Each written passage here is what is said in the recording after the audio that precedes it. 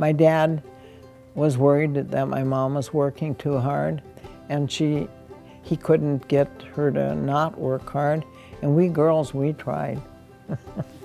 They were starting now to have only meals at 8 to 9 or something like that. And so we tried to talk my mother into that. She got up at 5 o'clock, served breakfast anytime after 5:30. But you know, back in those days, it was mostly fishermen that were here.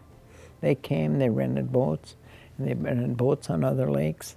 And so my mother would say, now, if you came up here fishing, do you want to wait till 8 o'clock to breakfast? No, you want to get up and go fishing. And then she said the women and the children are left home, and now they have an easy morning. They don't have to get up. They can lay in bed, they can read a book. They don't want to come have coffee till 9:30, 10 o'clock. So there was no set times for my mom. Although we did have set times. When I was in high school, I was a dining room girl. And we had dining room tables all the way up to here. And my mom served 40, 50 people every night. But it wasn't like the restaurants. She fixed a one-meal dinner, and everybody got the same meal. And we would serve the potatoes and gravy and vegetable and meat in individual bowls. But when they were through eating of the main meal, we brought that food back to the kitchen. Do you think my mother threw that away? Oh, no. It went right back in the kettle.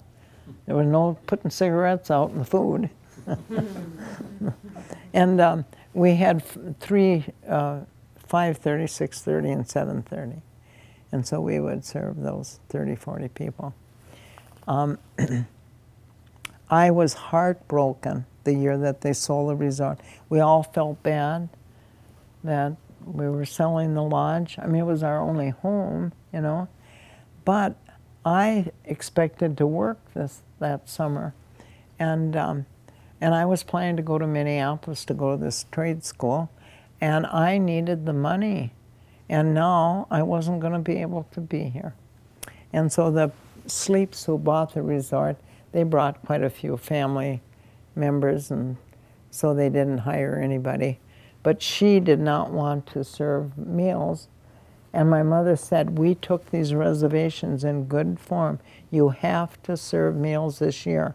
What you do after this is up to you. And so my mother said, well, my dad was going to build a YMCA camp that year. And she said, I'm not doing anything, so I'll stay and cook and show you how to do it. And so my mom cooked that year, but I had to go somewhere else. And I went to Loon Lake, and they had maybe 3 tables. That was about it for dinner at night. But anyway, my dad always felt that we should follow our dreams. I'm sure it's because he followed his dreams. And so whatever we wanted to do, we were able to do. And so I went to Minneapolis, and I didn't earn quite enough money that summer.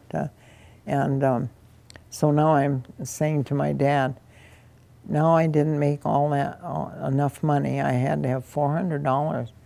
And so anyway, he said, well, I'll tell you what. He said, I borrowed money to many people around town, and there's a lot of people that owe me money. I'll give you a list of 10 people who owe me money, and you can go and tell them that you want them to pay your dad back $10, and we'll call it square.